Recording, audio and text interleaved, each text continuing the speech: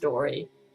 This is why, before I even begin the first draft, I've already psychoanalyzed each point of view character, knowing their subconscious drives, their conscious drives, and what they deny to themselves, and what they're trying to be as opposed to who they really are. Exploring their facades is usually part of each scene. When I wrote Silver Skies in the 1990s, I chose to write mainly from a man's point of view because I was so proud of the real Brent Spiner that I wanted to share him with the world. He was the classiest, sexiest lover I'd ever encountered my entire life at the time. Actually, I still feel that way about him. He actually seemed too good to be true at first, and it took me about a year to be fully convinced he was for real. It just didn't seem possible that a rich and famous celebrity would understand the depths of my soul. I'd always pictured celebrities as being ego-driven and shallow, but to my utter amazement, the most important person in my life turned out to be a famous person who didn't give a flip about fame, but cared everything about connection. At the time, I was married to a narcissist and sociopath, and I didn't even know what those terms meant at the time, and was a codependent.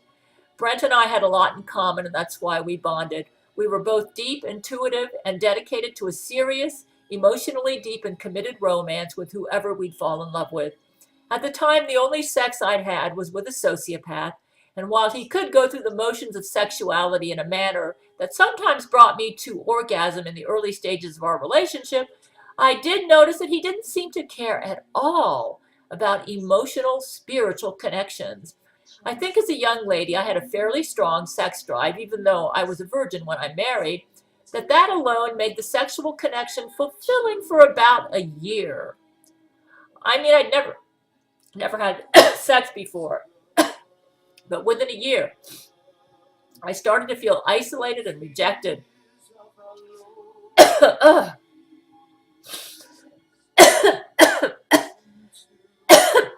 Goodness.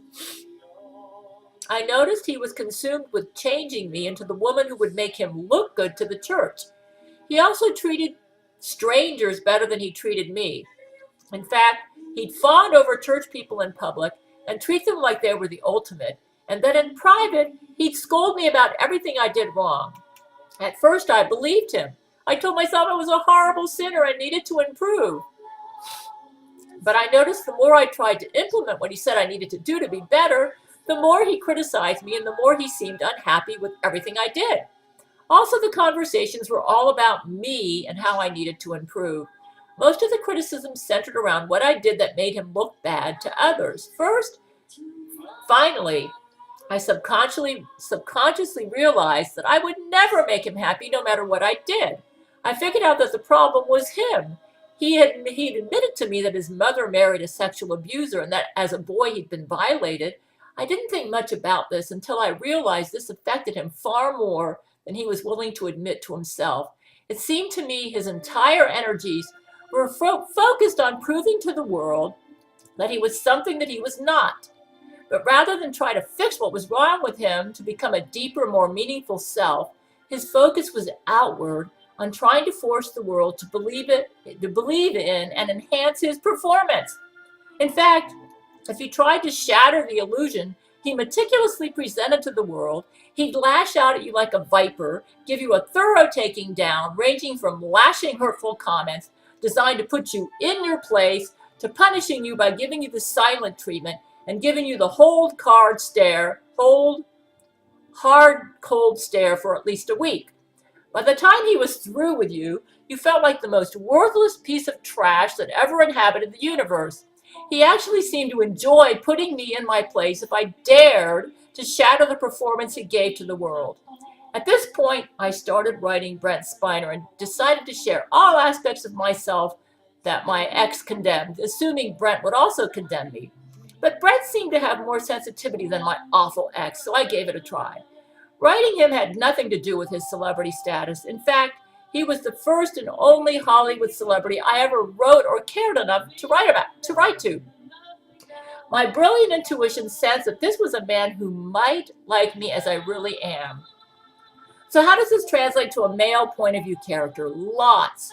I'd read several books about the male temperament at the time, and one of the strongest needs of men is to be accepted for who they are. This is vital in any relationship. Men also like to be admired for their manliness, but even more vital is to be accepted for who they are. Though I'm not a man, I was stuck in a relationship with someone who did not accept me as I was and was consumed with changing me. So I really identified with men at this point in my life and their deepest need for acceptance. And so I decided I wanted to write a love story from a man's point of view and his deepest need to be accepted as he was, which was denied. His wife was the sociopath that my husband was to me. I understood the hurt, the bitterness about being stuck in a marriage to someone who hated the real you and tried to make you dysfunctional by hating yourself in order to pacify their fantasy of their own superiority. At first, when he wouldn't accept me, I'd lash out at him and beg him to understand, but tears, screaming, nothing worked. It only made him dig in harder and made you feel like it was your fault and not his, that you were not happy with being treated like a wall that he echoed his ideas off of, that he made you feel utterly worthless, like you were only a decoration that he wore in public to maintain his image. In fact, if you didn't feel that he was far better than you, he'd dig at you until you did. And then he'd smile with haughty satisfaction that he'd put you in your place and he was always right about everything. Unfortunately, the price you paid for surrendering your identity to him was he trained you to become passive, lazy, and a blimp that he could run over. Then he'd have the gall to criticize you for just the qualities that he trained you into. Why haven't you vacuumed today? The place looks like a disaster. Get to those dishes and get off your lazy butt.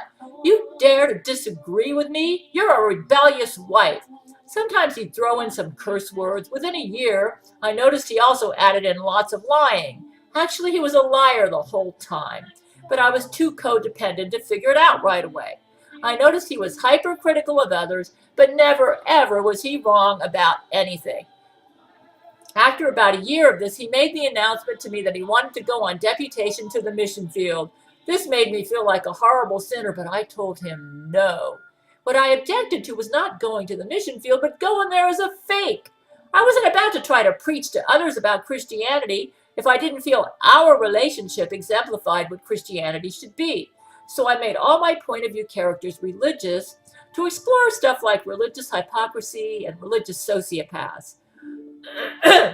One of the main characters' religion is the New Age movement. The hypocrisy in this one is an interesting take on religious hypocrisy that is very relevant and prevalent today. When my ex apologized, it was only when he sensed that if he didn't, the relationship might be over or he'd look bad to the church. The apologies were never sincere and only acted as band-aids to cover up real problems. By the time I realized he was an abuser and I needed to get out or I'd be dead, he decided to go to marriage counseling. I realized that this was just an act and that he really had no intention to change. So imagine you're a man and your wife is like what my ex was to me, and this is how I created my male lead. I was married to a male nag, always after me about something. I ended up being the silent sufferer. I just wanted peace and quiet, and I told myself I really understand how some men feel about their nagging and controlling wives. So when I wrote the book, I identified more with men than women and decided I wanted to have male leads in a romance. I also understood the need to have respect from your partner because he always made me feel like I was inferior to him. Men have a deep need for admiration of their manliness. So it was relatively easy for me to just add a bit of need for admiration for my manly qualities from my lover, since as a King David woman, I tend to be manly and appreciate a partner who respects that and doesn't find it a threat.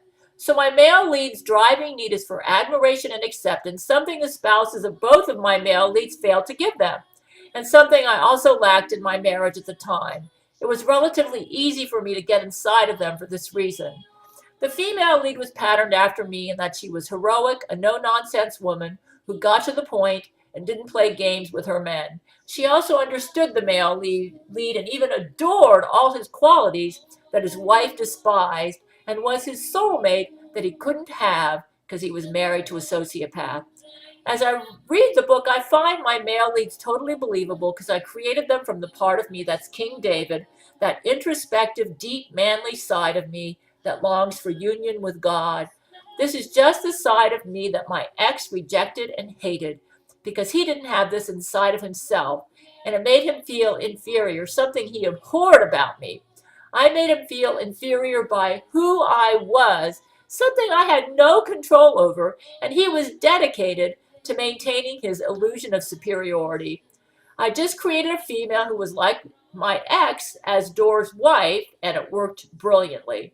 I had no idea at the time that the real Brent Spiner was dealing with a woman very much like Door's wife, and that was Lori McBride.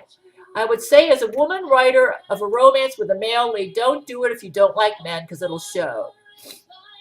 I happen to like men and identify with them, especially if they're manly and heroic and have a deep side that is often misunderstood by the world.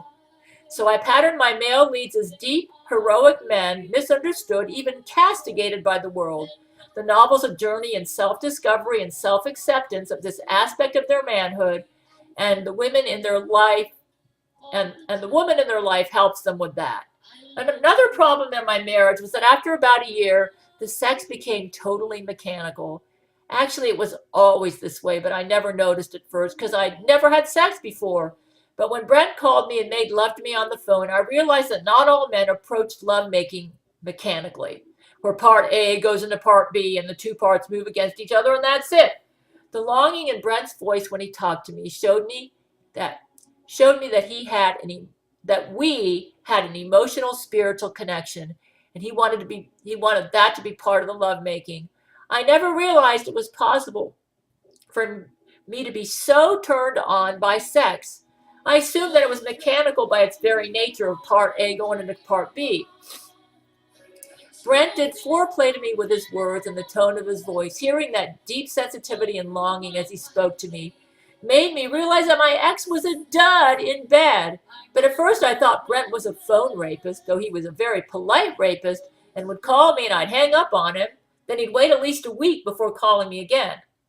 I noticed whenever he called me, he seemed more concerned about me than him. I was writing him and telling him all about my life, my fears, my feelings of inferiority, and about this strange person now calling me on the phone. It was usually at a time when I felt depressed, and he would call to cheer me up with his phone loving. I wasn't used to having someone so in tune with me. When I got his music album from a friend in the mail and listened to his album of love songs, I realized he was in love with me, a married woman. Now it felt like I was seeing light at the end of a long, dark tunnel. I was also very frustrated because it was against my religion to divorce my husband. Of course, I didn't realize that my husband was a pedophile and actually raping my son, or I would have felt less guilt about loving Brent long distance, but I needed to lose my codependency. But my relationship with Brent made me realize that men can be just as sensitive or even more so than women, especially if they tend to be deep, intuitive types. So both of my male leads have a lot of deep, intuitive traits, and that makes them very likable. There are codependent men in the world, and I made them my two male leads. They were the manly part of me that was being repressed and was miserable. The King David in me was crying out for love and acceptance, so I totally got any honorable man who was in trouble with his spouse because she was a criminal and needed to manipulate the good man in her life to her liking. I understood the loneliness, frustration, depression of being a codependent and of not being accepted for who you are, and then finding a dream partner who adored you as you are and that you couldn't have. So basically, I've written a love story about heroic and good codependent men stuck with narcissists or sociopaths. One of the men has a wife, Brianna's mother, who's only slightly narcissist, and I just show that not accepting your man as he is leads to trouble. I show how it affects the man by going deep inside him as he struggles with depression over his loneliness and feelings of inferiority and feeling like a failure as a man, and how not accepting the man is caused by a woman who herself needs to learn to accept herself and not obsess over getting all her needs met by her lover. But I don't keep my men in their codependent state because they're inspired by a woman who's pretty well integrated, my female lead, who inspires them to break free. But they learn that to break free, they have to take on the world, which is stuck in a codependent prison with the Antichrist.